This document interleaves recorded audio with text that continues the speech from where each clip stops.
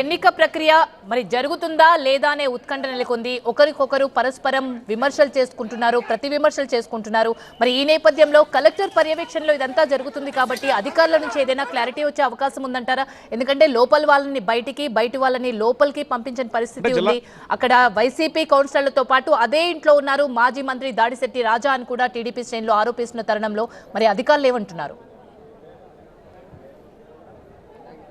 అంటే జిల్లా స్థాయి అధికారులు, జిల్లా కలెక్టర్ కూడా ఎక్కడికక్కడ జిల్లా యంత్రాంగం మొత్తం అటు కోనసీమ జిల్లా నుంచి తూర్పుగోదావరి జిల్లా, ఇటు కాకినాడ జిల్లా మొత్తం 3 జిల్లాలకు సంబంధించిన ఎస్పీలు, జిల్లా కలెక్టర్లు ఆదేశాలు ఇచ్చారు. ఎవరైతే 144 సెక్షన్ అమల్లో ఉంది, కొన్ని సెక్షన్లు అమల్లో ఉన్నాయి కనుక మూకుమ్మడిగా ఉండడం కానీ, సభలు సమావేశాలు నిర్వహించడం కానీ, ఎవరైనా నిప్పు పెట్టినా రాళ్ల దాడి చేసినా కఠినమైన చర్యలు తప్పవంటూ కూడా ముందస్తుగానే ఒక లెటర్ హెడ్ రూపంలో జిల్లా కలెక్టర్లు, జిల్లా ఎస్పీలు రిలీజ్ చేసినప్పటికీ చెలోతిని పిలుపు ఇంత ఉధృతికి దారి తీసిందని చెప్పుకోవాలి. గతంలో ముద్రగడ పద్మనాభం కాపు ఉద్యమం జరిగినప్పుడు ఎంత పెద్ద ఎత్తున విధ్వంసం జరిగింది, రైలు దగ్ధం చేసే ఘటనలు కూడా జరిగాయి. కానీ అలాంటి విధ్వంసాలు జరగకుండా ముందస్తుగానే రాత్రే వైసీపీ శ్రేణులందరినీ కూడా ఎక్కడికక్కడ హౌస్ అరెస్టులు చేస్తే కొంతమందికి నోటీసులు ఇచ్చారు. వాళ్ళు అయినప్పటికీ బయలుదేరి వచ్చిన మార్గ మధ్యాల్లో పోలీసులు నిలిపేసినటువంటి పరిస్థితి. అంటే ఈ ఎన్నిక సజావుగా కొనసాగించేందుకే పకడ్బందీగా వాళ్ళు నోటీసులు ఇచ్చినప్పటికీ నోటీసుల్ని బేఖాతరు చేసి ఇక్కడికి మద్దతుగా కొంతమంది యనమల సంబంధించిన ఎమ్మెల్యే యనమల దివ్యతో పాటు యనమల రామకృష్ణుడికి మద్దతు తెలపడానికి టీడీపీ శ్రేణులు అంతా వచ్చారు. ఖచ్చితంగా టీడీపీకి సంబంధించిన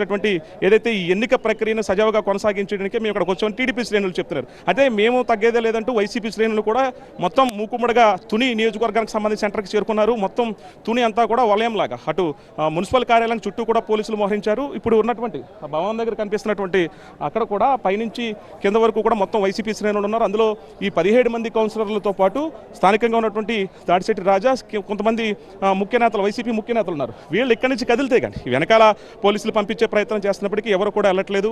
ఈ రోడ్డు మొత్తం కూడా బ్లాక్ అయింది టీడీపీ శ్రేణులతో. వీళ్ళు వెళితే కానీ ఈ ఎన్నికే ప్రక్రియకి కౌన్సిలర్లు వచ్చి ఆ కార్యాలయానికి వెళ్ళే అవకాశం ఉంటుంది. వెళ్ళే క్రమంలో దాడి చేస్తారు. దాడి చేస్తే అన్న నెపంతో వాళ్ళు ఆగిపోయారు.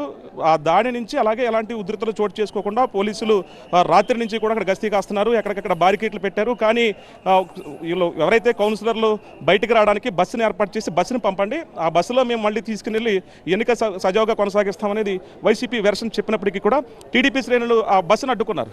కొత్తవేట దూరంలో ఉన్న కార్యాలయానికి బస్సు పెట్టాల్సినటువంటి అవసరం ఏముంది, వీధుల్లోకి బస్సు ఎలా వెళ్తుంది, మేము ఒప్పుకునే ప్రసక్తి లేదంటూ టీడీపీ శ్రేణులంతా కూడా బస్సును అడ్డుకున్నారు. అంటే ఎన్నిక జరగడానికి సజావుగా సక్రమంగా సమయం ఉన్నప్పటికీ ఇదంతా కావాలనే రాజకీయం కుట్రలో భాగంగా జరుగుతుంది. దాడిశెట్టి రాజా కావాలనే అల్లరి మూకలు ఇక్కడికి రప్పించి అల్లరి చేయిస్తున్నారనేది టీడీపీ వెర్షన్.